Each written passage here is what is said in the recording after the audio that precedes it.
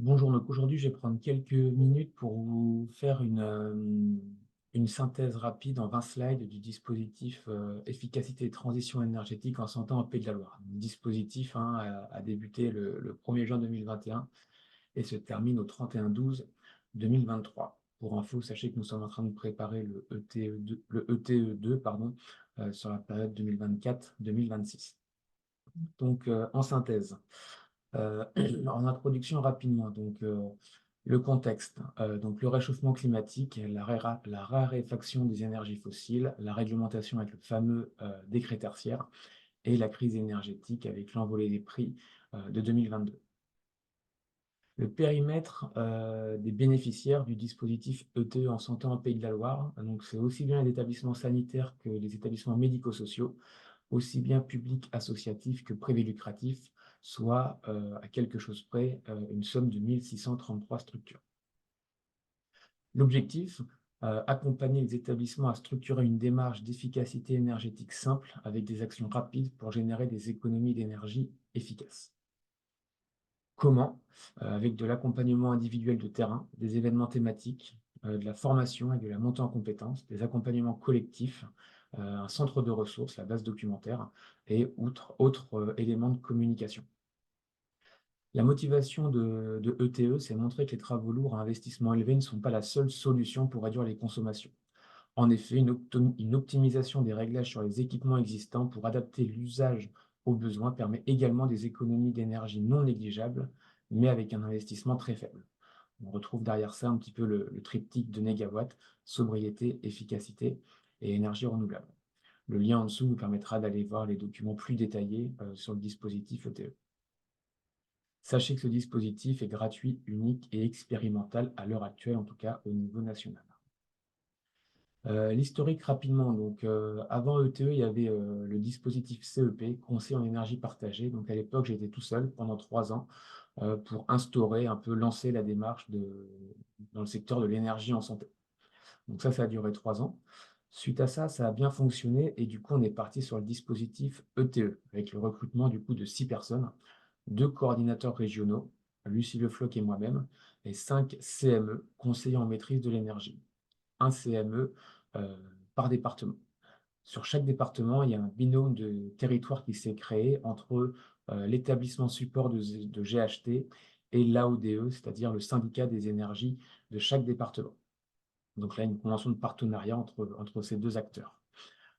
Si on peut un peu mettre ça en verbe d'action, donc c'est Lucie et moi-même qui étions là pour gérer l'enveloppe financière, l'animation du réseau, les programmes d'animation et de formation, les éléments de communication. Et ce sont vraiment les CME qui étaient au plus proche des structures et qui faisaient les accompagnements de terrain. Tout ça a bien fonctionné et en parallèle un petit peu de ce dispositif a été lancé en juin 2022 l'AMI ANAP DGOS CNSA. Donc ça, c'est un AMI qui s'est passé au niveau non pas régional comme ETE, mais au niveau national. Donc au niveau national, il y a eu en gros 150 postes qui se sont créés, 15 postes de coordinateurs et 135 postes de conseillers. Ces conseillers s'appellent les CTEES, conseillers en transition énergétique et écologique en santé. C'est à quelque chose près la même fiche de poste. Ce qui change, c'est le périmètre d'action. Comme je l'ai dit précédemment, les CME sont sur une strate départementale, tandis que les CTES sont sur une strate plutôt, eux, rattachée à un organisme gestionnaire ou à un groupement d'établissements. Donc maintenant, en Pays de Loire, nous sommes 12, 5 CTES, 5 CME et 2 coordinateurs. Rapidement, ce qu'on propose se décline sous une forme d'offre de service globale. Vous voyez ici différents carrés avec les liens. Donc, on propose des fiches boîte à outils sur certaines thématiques, des fiches retour d'expérience sur certains postes énergétiques, un programme d'animation semestrielle avec des visites, des matinées énergie, des formations, des webinaires thématiques également, où vous pouvez aller voir nos supports et replays. On fait également une veille réglementaire sur le contexte énergétique et les aides financières. Donc ça, vous pouvez être informé en vous abonnant à notre newsletter. Maintenant, si on va un petit peu sur la gauche de la slide, on est en train de créer aussi un kit de sensibilisation pour déployer des campagnes efficaces avec des éco-gestes, des affiches pédagogiques et un jeu de cartes, la fresque de l'ETE. Toutes ces infos sont recensées dans une base documentaire qui est divisée en 30 onglets thématiques. On a aussi réalisé 3 outils phares indispensables, un outil de suivi énergétique, un outil de plan d'action avec les actions quick win, c'est-à-dire les actions de réglage des équipements, à fort potentiel, de gain énergétique et faible investissement, et des outils, sur le zoning et état des lieux. Voilà, tout ça se met un petit peu dans un document qu'on a appelé le parcours énergie. C'est un document, voilà, qui est là pour vous aider à structurer, votre démarche de manière, simple et efficace. Et enfin, l'accompagnement du conseiller en énergie, en maîtrise de l'énergie, où là, l'établissement doit candidater pour bénéficier de l'accompagnement, du CME. Donc rapidement au niveau de la cartographie, hein, donc les CME, sur le dispositif ETE, ont fait, au niveau régional 275 accompagnements de terrain, soit 17 du parc, hein, sur les 1 600. Les CTES, eux, si on somme, nos 5 CTES, ça fait un panel de 257 établissements, soit 16 du parc. Si on ajoute à ça les établissements qui n'ont pas bénéficié encore d'accompagnement de terrain, mais qui ont bénéficié, d'une action de l'offre de service, c'est-à-dire un webinaire, une formation, une matinée énergie ou autre, là, on rajoute encore 10 du parc. Donc si on somme tout ça, on est aux alentours de 700 structures, soit 43 du parc ligérien. L'accompagnement de terrain type, qu'est-ce que c'est rapidement, en différentes phases? Donc, comme je vous disais tout à l'heure, l'établissement doit candidater. Donc pour ça, différents questionnaires à remplir. Une lettre d'engagement qui dit qu'on est bien motivé, aussi bien la direction et la maintenance, à s'engager dans l'accompagnement. On envoie les factures énergétiques des 3 à 5 dernières années et les plans d'évacuation.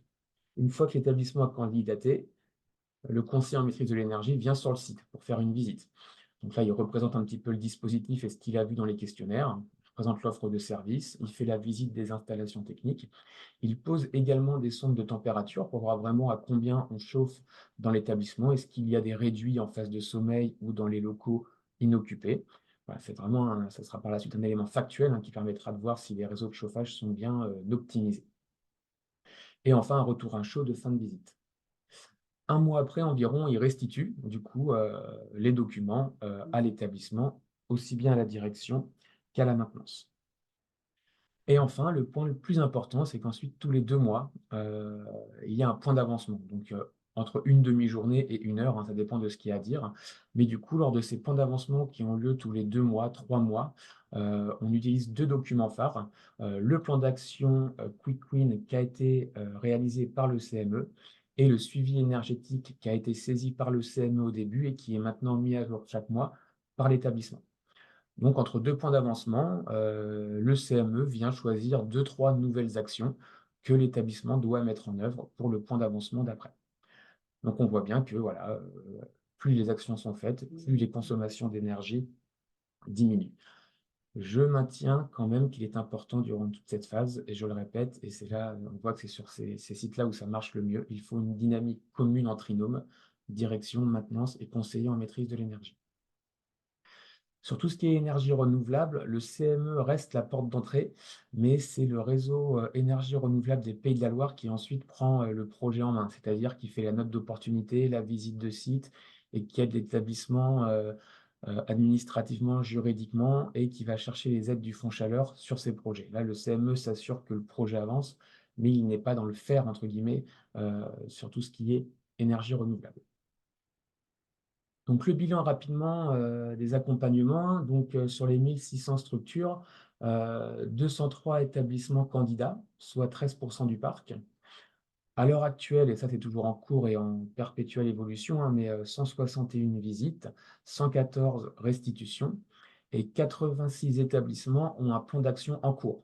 C'est-à-dire qu'il a été, réalisé par le CME et en cours, ça veut dire que des actions ont été réalisées. Et la dernière étape, c'est 60 établissements, ont mis des actions en place et ont un suivi énergétique exploitable à ce jour. C'est-à-dire qu'on va pouvoir analyser pour pouvoir tirer les conclusions, sur le dispositif. Donc sur les 203 candidats, on analyse environ 30 des établissements.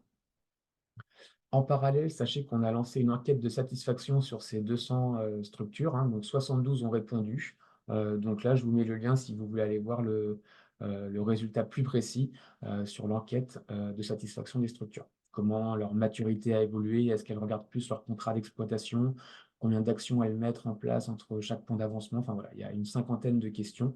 N'hésitez pas à aller voir pour en savoir plus. Donc, si on revient à l'analyse énergétique et financière, donc sur les 60 établissements qu'on va étudier, 13 sont des établissements sanitaires. Et là, ce qu'on tire, donc ce sont des moyennes, hein, à prendre avec des pincettes, c'est qu'entre l'année de référence, en moyenne, entre l'année de référence et 2021, il y a eu 13 de gains énergétiques. Donc là, en général, les établissements sont passés progressivement à la LED, les établissements ont isolé leurs combles et eux ont mis des systèmes hydroéconomes. Là, maintenant, on va quantifier l'impact du coup du CME, hein, entre 2021 et 2022. Il y a eu des actions quick win qui ont été réalisées et on a estimé, enfin, on trouve comme résultat une baisse en plus de 6% sur les établissements sanitaires. Si on ajoute à ça un prix de l'énergie constant, hein, donc qui vient de valeurs moyennes sur le gaz, l'électricité et l'eau, ça fait environ 385 000 € de gains par site en un an, sur un an, entre 2021 et 2022. Sur ce panel, on étudie aussi 47 établissements médico-sociaux. Donc là, un même raisonnement, entre l'année de référence et 2021, on est sur du 25%, et l'impact CME avec les actions Quick Win, à ça, on rajoute 18%, ce qui équivaut à environ 16 000 € par site entre 2021 et 2022. Rapidement, si on fait un petit calcul hein, entre une année de référence choisie de manière judicieuse et 2022, après passage du CME, on voit qu'on est à 48%, donc pas loin quand même de la première étape du dispositif éco-énergie tertiaire qui demande 40%. Donc là, on n'a toujours pas fait beaucoup d'investissements et on n'est pas loin de la première marche du dispositif. Donc le top 10 des quick wins, hein, qu'est-ce que c'est? C'est le réglage forcément des réseaux secondaires de chauffage, donc température de confort optimisée, température de réduite optimisée, programmation horaire et optimisation des lois d'eau. Après, il y a tout ce qui est réglage de la ventilation. On peut arrêter la ventilation dans les bâtiments tertiaires, dans les locaux à pollution non spécifique, c'est-à-dire les bureaux, salles de réunion, salles à manger. On peut arrêter la ventilation en inoccupation. On peut aussi régler tout ce qui est éclairage extérieur. Tout le monde a investi dans des détections de présence dans les circulations en général, sauf qu'ils ne sont pas réglés. On arrive dans beaucoup de structures où il y a un grand ciel bleu et tout est allumé. Donc là, il faut venir régler deux valeurs, time, combien de temps je m'allume, et lux, quand est-ce que je me déclenche. Donc ça, il faut venir le régler, hein. On prend une échelle, un tournevis, et on vient régler tous ces petits détecteurs. Ensuite, il y a tout ce qui est l'éclairage extérieur. En général, c'est des horloges qui régulent tout ça. Souvent, la programmation date un petit peu, hein. On nous dit qu'elle se déclenche des fois vers 4 heures, alors que si on fait une réunion et qu'on voit si on peut optimiser, bon, on peut allumer à 5 heures, 5h30, donc gagner 1h30 d'éclairage par jour tout au long de l'année. Continuer à passer progressivement à la LED, isoler les combles, ça je l'ai remis, mais beaucoup l'ont fait maintenant. Le calorifugage des réseaux linéaires et des points singuliers sur le chauffage et l'eau chaude sanitaire avec les certificats d'économie d'énergie, donc du 0 €. Et enfin, non négligeable, l'optimisation du fonctionnement des hottes, cuissons et plonges. Qu'on coupe des carottes ou qu'on cuise des frites, on n'a pas besoin du même débit d'extraction dans les hottes. Pareil, la plonge, hein, lorsque le couvercle est fermé et que les assiettes se lavent, pas besoin de faire fonctionner la hotte de la plonge. La hotte plonge fonctionne juste lorsqu'on ouvre le couvercle pour faire dégager la chaleur issue de ce process. Donc là, voilà, c'est de la sensibilisation surtout du personnel. Donc voilà un petit peu le top 10 des quick wins qu'ont fait les structures. Donc pour illustrer tout ça, on vous a mis des liens qui renvoient vers des fiches retour d'expérience et des vidéos retour d'expérience, hein, donc n'hésitez pas à aller les voir, c'est assez parlant. Rapidement ici, on a calculé l'équivalent CO2, donc via la calculette de l'ADEME. Donc voilà, on peut voir un petit peu ce que ça représente en gain équivalent CO2. Rapidement, si on fait une extrapolation au parc santé, donc ce calcul ne sert pas forcément à grand-chose, entre guillemets, mais ça permet de se rendre compte un peu du potentiel derrière. Donc on retrouve nos 6 millions d'euros en gros sur les 60 établissements étudiés. Donc si on fait une extrapolation aux 1633 structures régionales, on tomberait, voilà, via un calcul en croix, hein, autour de 165 millions d'euros d'économie d'énergie avec des actions Quick Win. En moyenne, sur ce sur quoi on tombe, c'est qu'un CME peut accompagner, entre 20 et 25 établissements par an, suivant l'accompagnement type, qu'on a évoqué juste avant. Donc notre bilan, un binôme direction et maintenance motivé, plus un conseiller et ou des outils de l'offre de service globale, plus bien évidemment du temps pour passer à l'action et mettre les actions en place entre les points d'avancement, égale entre 15 et 20 d'économie d'énergie par site à quasiment 0 € d'investissement financier. Simple, basique, et efficace.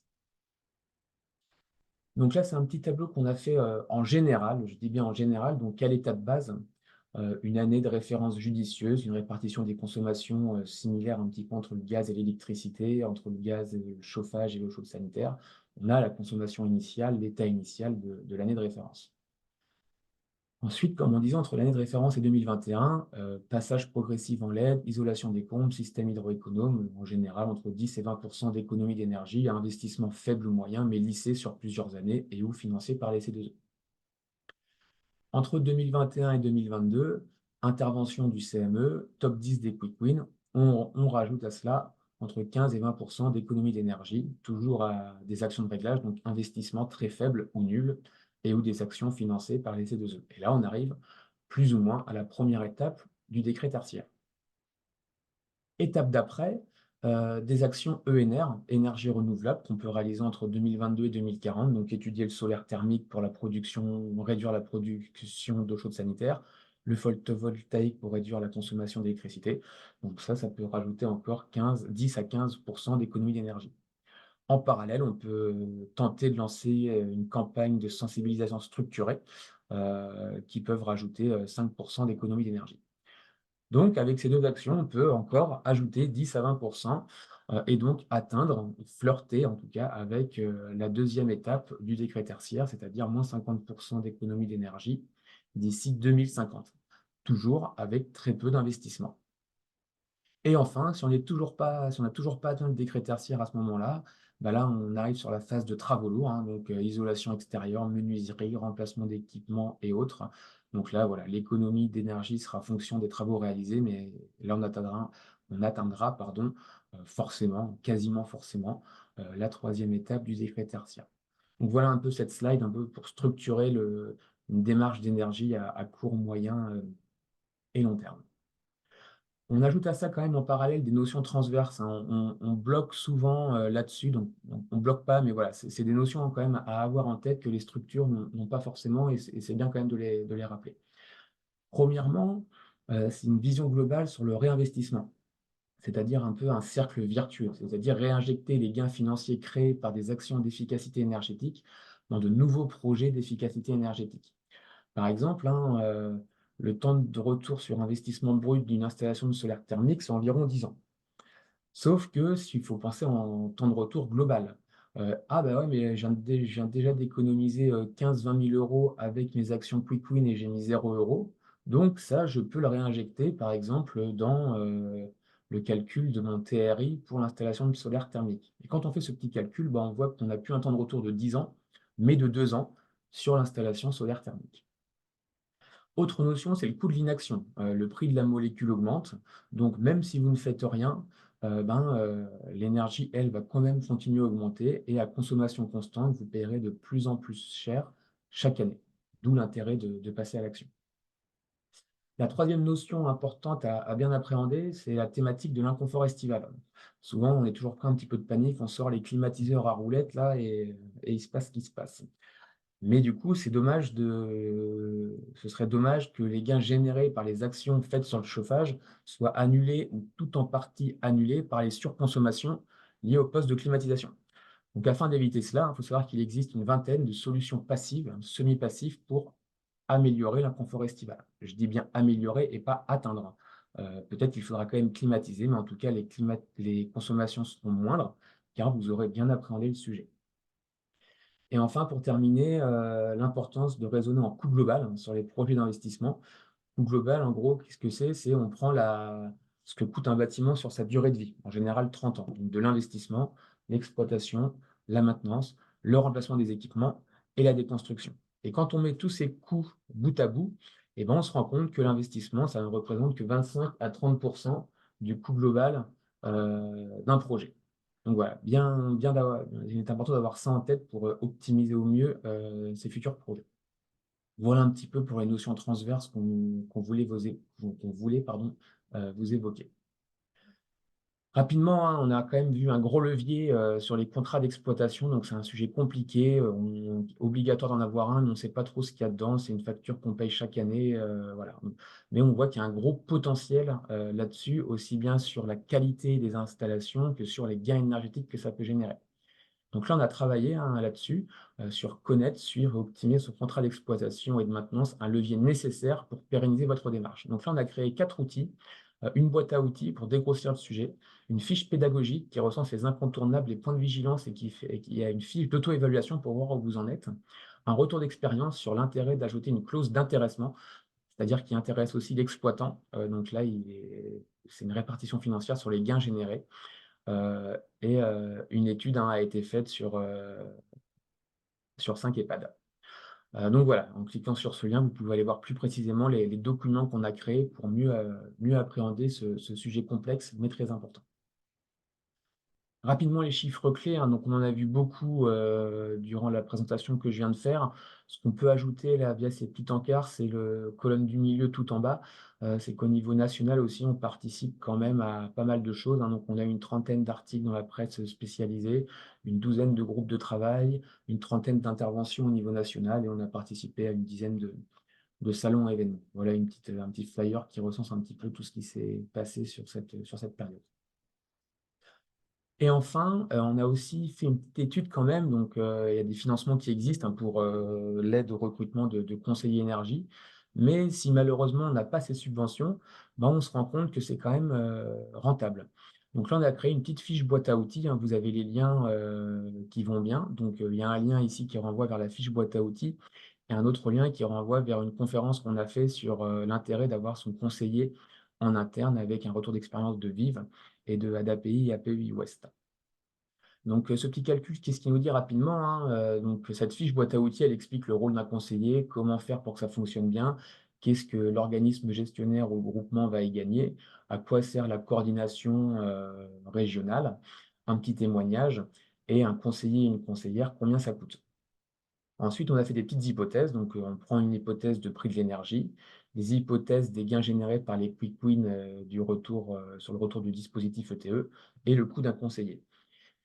Et quand on se fait ce petit calcul, là, on se rend compte qu'en gros, les gains financiers sont estimés à 4 500 € par an par établissement, c'est-à-dire qu'un groupement de 13 EHPAD de 75 lits ou ayant une consommation totale équivalente de 9,5 gigawattheures par an peut autofinancer son propre poste de conseiller sur 3 ans.